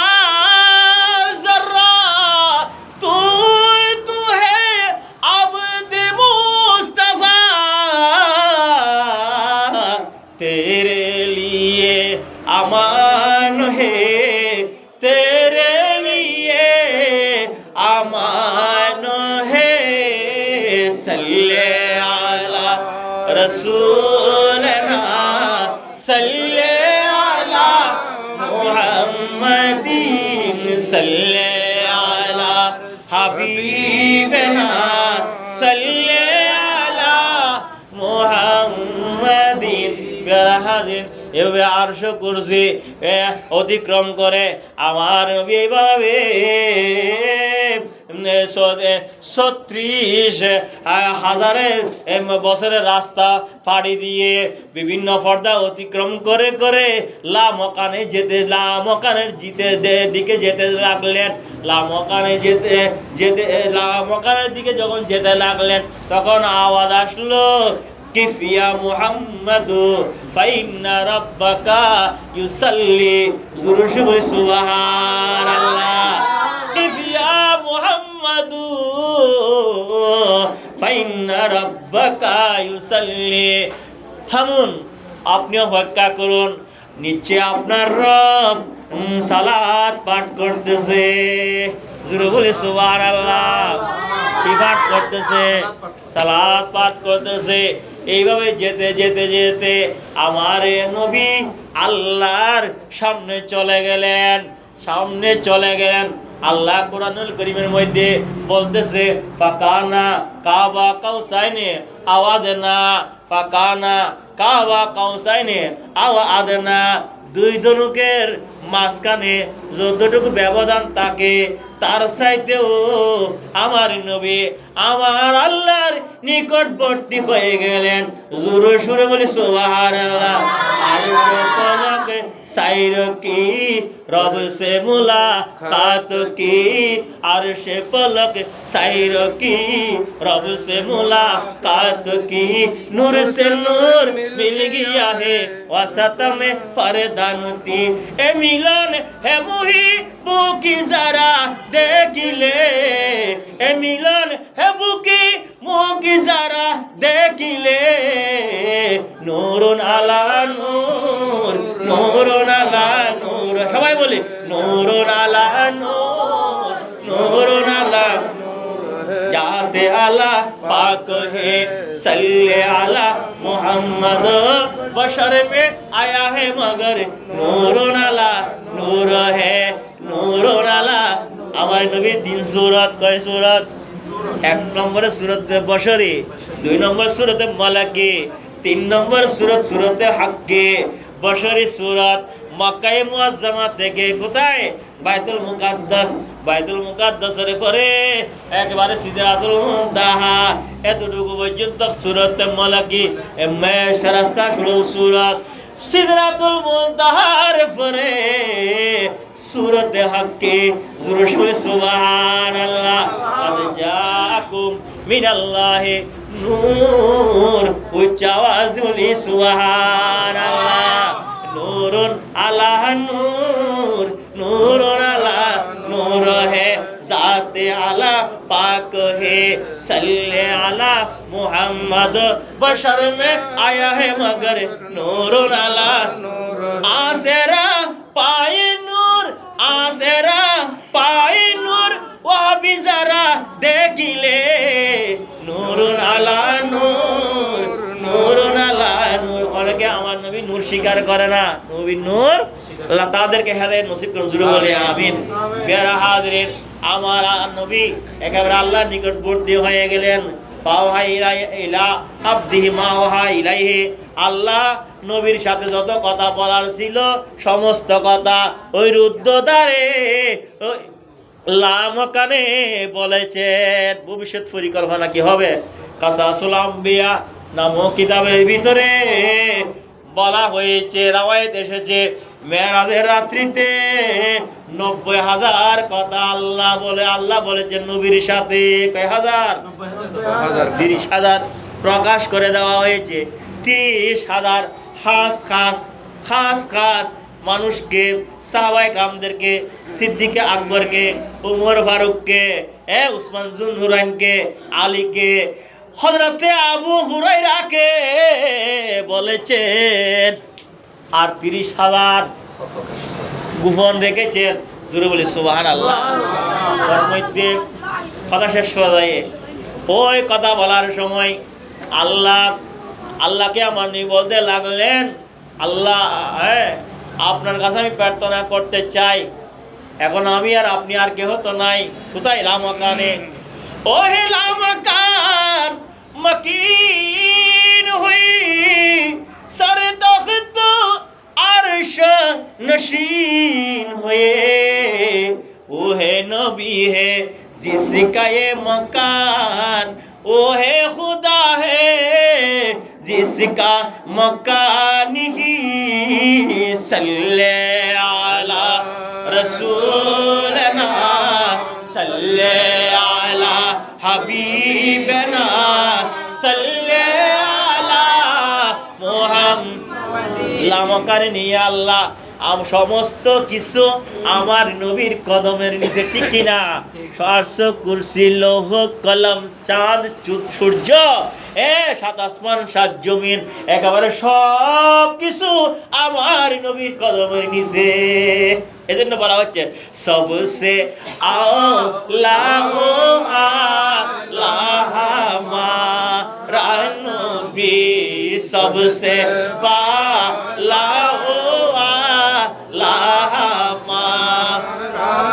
সবার উর্দু সেরা আমাদের, সবার শ্রেষ্ঠ সেরা আমাদের, এবং সমস্ত নবীগণ প্রথম, তৃতীয়, দ্বিতীয়, চতুর্থ, পঞ্চম, ষষ্ঠ, সপ্তম এখানে রয়ে গেছে।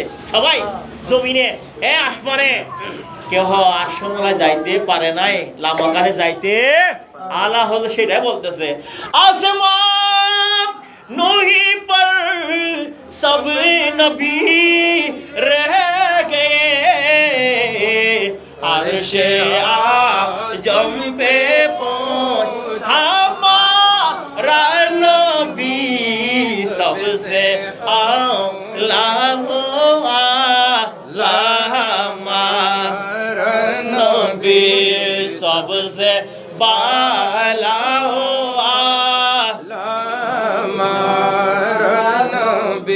আল্লাহ এই জায়গায় লামকানে আপনি আর আমি ছাড়া তো আর কেউ নাই। আমি আপনার কাছে এই মুহূর্তে একটি দোয়া করতে, কি দোয়া করবেন বলে, করেন না হাবিব, আল্লাহ করেন না হাবিব। আল্লাহ দোয়া করতে যায়, জমিনে আমার গুনাহগার উম্মতরা রয়ে গেছে, জমিনে আমার গুনাহগার উম্মতরা, আল্লাহ তাদেরকে ক্ষমা করো। আল্লাহ সাথে সাথে দোয়া কবুল করলেন।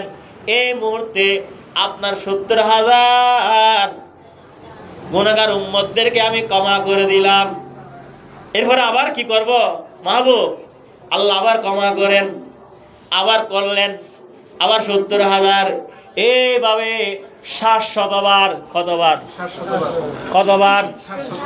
700 বার আল্লাহর কাছে মেরাজের রাত্রিতে লামকানে আল্লাহর নবী আল্লাহর কাছে প্রার্থনা করেন আমাদের জন্য। তাহলে একবার যদি 70,000 ক্ষমা পাওয়া যায়, এইভাবে 700 বারে 49,000 কোটি উম্মতদেরকে মেরাজের রাত্রিতে ক্ষমার ঘোষণা আল্লাহ দিয়ে দিয়েছেন। জোরে বলি সুবহানাল্লাহ। এরপরে আবার বলতেছে আল্লাহ বাকিরা, অর্থাৎ না মাহবুব, বাকিদেরকে এখন করব না, বাকিদেরকে কিয়ামতের কঠিন মুসিবতের ময়দানে আমি আপনার শান তুলে ধরব, সমস্ত নবীদের সামনে, সমস্ত ওলিদের সামনে, সমস্ত গৌসের সামনে, কুতুবদের সামনে, ইনসানের সামনে, সমস্ত কোটি কোটি মানুষের সামনে, ফেরেশতাদের সামনে আপনার শান আমি তুলে ধরব। আপনি যখন সিজদা গিয়ে বলবেন রব্বি হাবিলি উম্মতি, আমি বলবো ইরফা রাসাকা ইয়া মুহাম্মাদু ইসআল তুতা ইশফা তুশাফা, উচ্চ আওয়াজে বলি সুবহানাল্লাহ। মাকামে মাহমুদ আপনাকে দান করা হবে, অন্য কোন নবীদেরকে নয়। আপনি মাকামে মাহমুদে বসে বসে আপনি সুপারিশ করবেন, আমি আল্লাহ বাকি উম্মতদেরকে আমি ক্ষমা করে দেব। উচ্চ আওয়াজ দিয়ে বলি সুবহানাল্লাহ। এজন্য আলা হযরত কত সুন্দর ভাষায় বলতেছে, আহা খফে না রাখি রেজা জরা তু হে আবদে মুস্তফা, তেরে লিয়ে আমান হে, তেরে লিয়ে আমান হে। আরো বলতেছে আহা খুদায়ে কা খার হে গদব পর কুলে বদ কা রিয়ু কে দফতর, बचा लो आकर शफीए महशर। बोले सबाई बचा लो आकर शफीए महशर, तुम्हारा बंदा अजाब में उठा दो पर्दा दिखा दो सेरा। बोले सबाई उठा दो पर्दा दिखा दो सेरा, के नूरे बारी हिजाब में ज़माना तारीक हो रहा है, ज़माना तारीक हो रहा है, कि मेरे कब्र से नकाब में उठा दो पर्दा दिखा दो। खड़े हैं मुनकीर नकीर सर पर, ना कोई हामी ना कोई आवार। खड़े हैं मुनकीर नकीर सर पर, ना कोई हामी ना कोई आवार। बता दुआ कर मेरे पैगंबर, बता दुआ कर मेरे पैगंबर, के सख्त मुश्किल जवाब में उठा दो पर्दा दिखा दो सेरा। बोलें ना एकटू, उठा दो पर्दा दिखा दो सेरा, के नूर बारी हिजाब में ज़माना तारीक हो रहा है, कि मेरे कब्र बेकाब में है उठा दो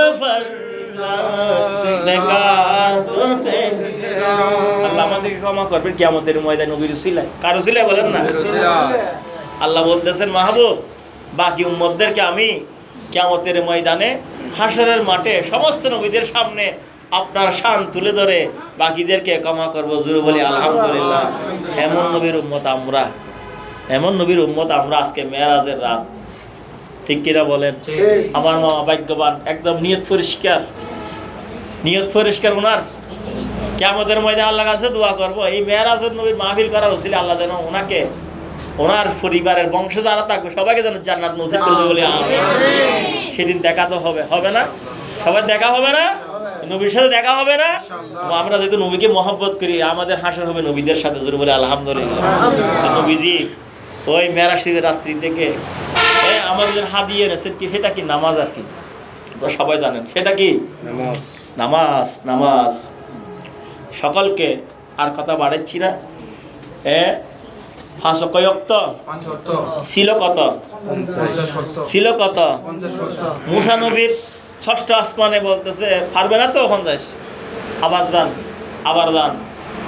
ইরজা ইলা রাব্বিকা ওয়াসআলিত তাখফিফা, আপনি ফিরে যান আপনার রবের কাছে, আবার বলেন ক্ষমাইতে। 5 থেকে আসতে আসতে 50 থেকে আস্তে আস্তে কত আসলো?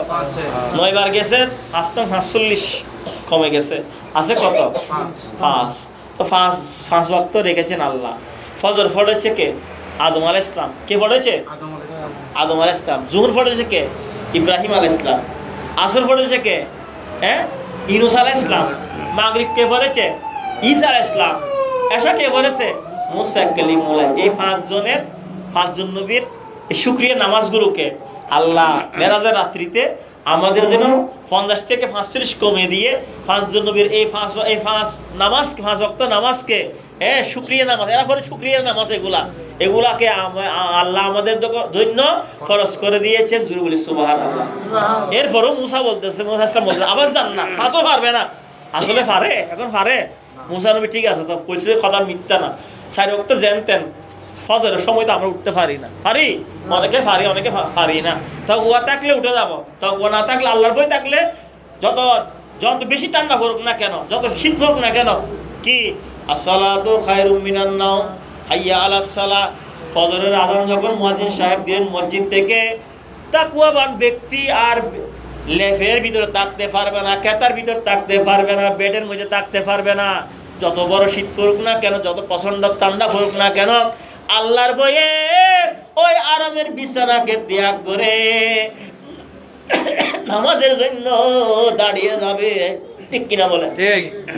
এই নামাজকে আমরা হেফাজত করতে, আমাদেরকে হেফাজত করতে হবে।